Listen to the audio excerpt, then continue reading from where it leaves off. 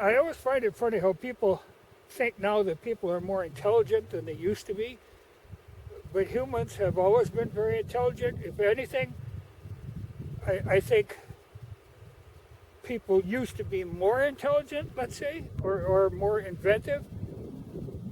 Part of the problem is now that we kind of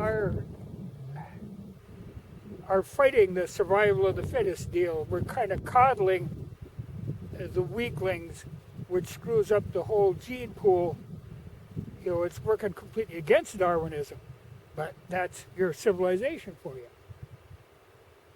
But I got a kick out of it. You know, Gun Geek was talking about this. Somebody had said or made a comment on guns freezing up because people were using too heavy oil in them in Stalingrad.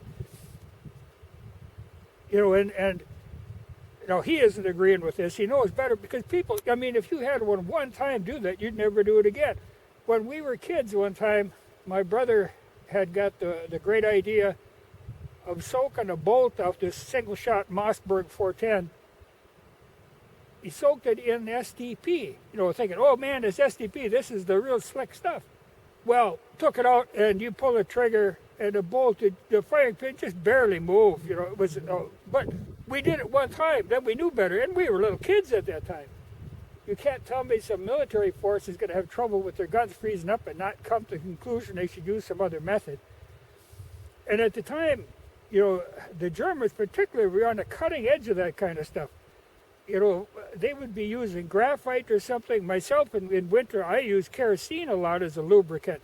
You know, I use a graphite on some of the pivot points, but like on the bolt and firing pin and stuff, I use graphite.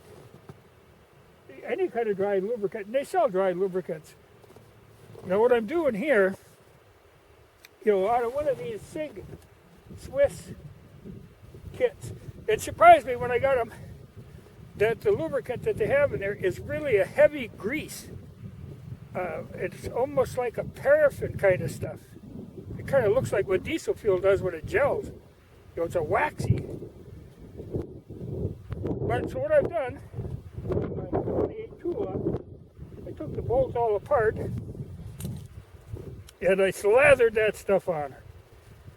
So she's well lubricated. And you know, there's so much slop in the Mosin. I mean, there's no way that's gonna bind it. The only thing would be is if it bound the firing pin, but I can't see that happening. But I'm gonna run 5 lube just to get her to loosen up, and we'll see.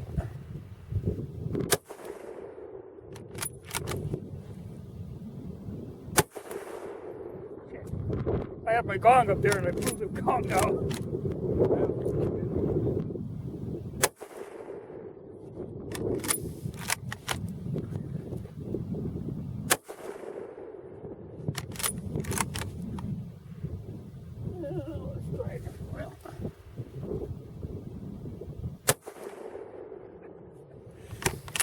This actually, you know, like I said, it's 28 Tula with the bayonet on. It's a hell of a nice shooting gun. And this is one I have never moved the sights on or anything. It's just the way it came.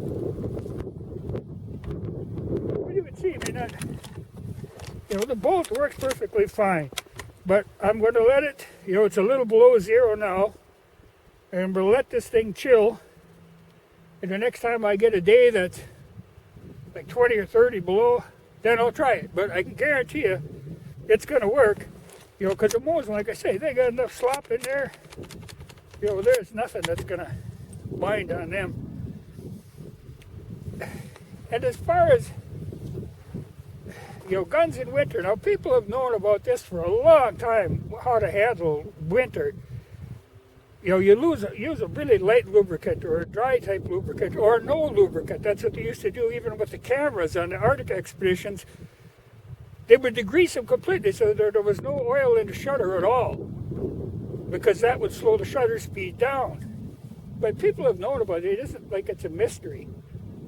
I'd say there's more likely to be people screwing up with that now than it was back then, because back then it counted. Now people don't have the sense.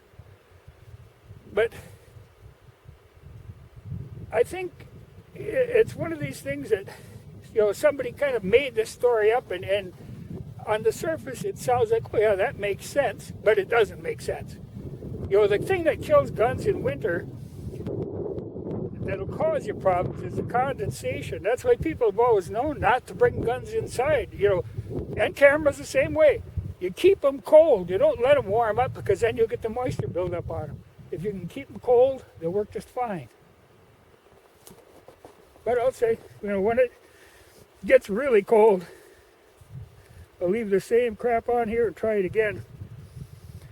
But like I say, I have never had a gun except for that one time with that 410 and an STP. But if you ever try to pour STP in winter, you'll know. I mean, that stuff is thick.